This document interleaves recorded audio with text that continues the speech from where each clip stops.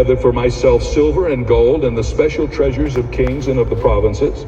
I acquired male and female singers, the delights of the sons of men, musical instruments of all kinds. So I became great and excelled more than all who were before me in Jerusalem. Whatever my eyes desired, I did not keep from them. For my heart rejoiced in all my labor, and this was my reward from all my labor. Now, I wish there was some way, men and women, that I could express to you how rich Solomon was. I do not know anybody to compare him to. And all I can do is give you a little bit of taste of what his life was like financially. In 1 Kings chapter 10 and verse 14, we read these words.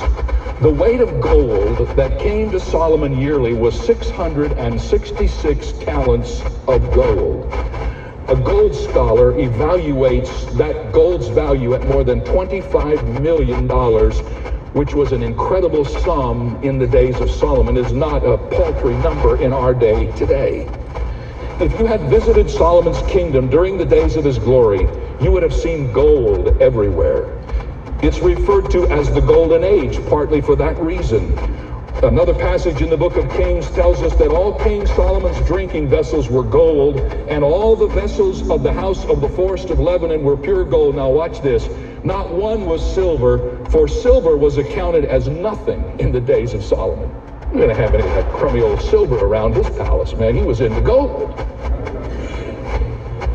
If you had walked into the palace of Solomon in his day of wealth, you would have seen precious stones and spices from Arabia, almond and sandalwood trees from India, ivory from India and Africa, cedar wood from Lebanon. The temple that he built would have taken away your breath. It had gold everywhere, stairways beautifully ornamented. There was an endless array of servants in gorgeous clothes and rich cuisine and costly uniforms and expensive horses. It was a capital worthy of a king whose wisdom and splendor eclipsed all the rulers of the world. And in this passage he says, he became great and excelled more than all who went before him in Jerusalem. And he continued to have his wisdom. And then he filed this report. I had it all, and it wasn't enough. I had it all, and it didn't bring meaning and joy to my life.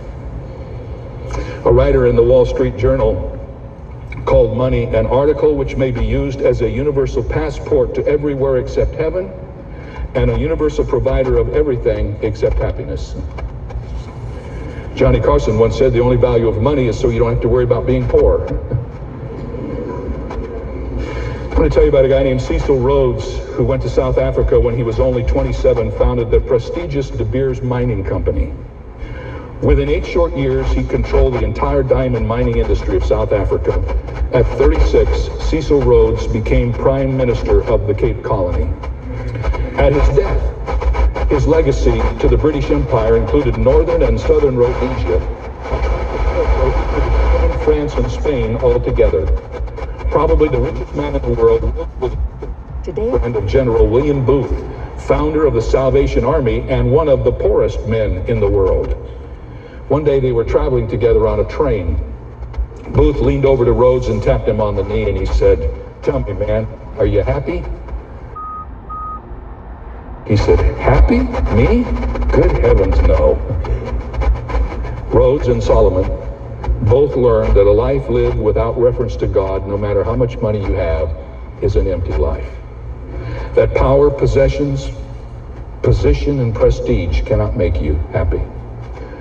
So let's just pause for a moment, take a deep breath. The experiences of Solomon are as follows. He sought for meaning in wisdom, in wild living, in work, and in wealth, and he found that none of them brought happiness to his life. Notice now, as we come to the 11th verse in the 2nd chapter, the evaluation of life under the sun. And Solomon makes 3 evaluations of what he has discovered in his experiment. And this gets better as we go along, so just hang with me now so you can see this. First of all, in verses 11 and 12, Solomon files this report. He says, man's work does not satisfy him. Notice what he says. Then I looked on all the works that my hands had done, and on the labor in which I had toiled, and indeed all was vanity and grasping for the wind. There was no profit under the sun. Then I turned myself to consider wisdom and madness and folly, for what can the man do who succeeds the king? He said, I just need you to know that what I've learned from all of these experiments is that they don't really fill the void in my life. They don't satisfy me. If you try to find satisfaction through your pleasures, through your work, through your wealth, through your wisdom, you will end up empty. Because you were not created to find ultimate satisfaction through those avenues. You see, we're not just random creatures here sorting this all out. We're creatures of Almighty God who has put us together in such a way that there's only one avenue that will bring us true joy and fulfillment. And that avenue leads us to Almighty God. And Solomon says, hear me now, I've done all of these things, I've spared no expense, and I want to tell you that man's work does not satisfy him.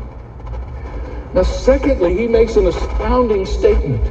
Remember, this is wisdom under the sun. He says, man's work does not separate him. Read with me verses 13 through 16 and see if you can pick up his argument. Then I saw wisdom excels folly. All light excels darkness. We all agree with that. Wisdom's better than folly.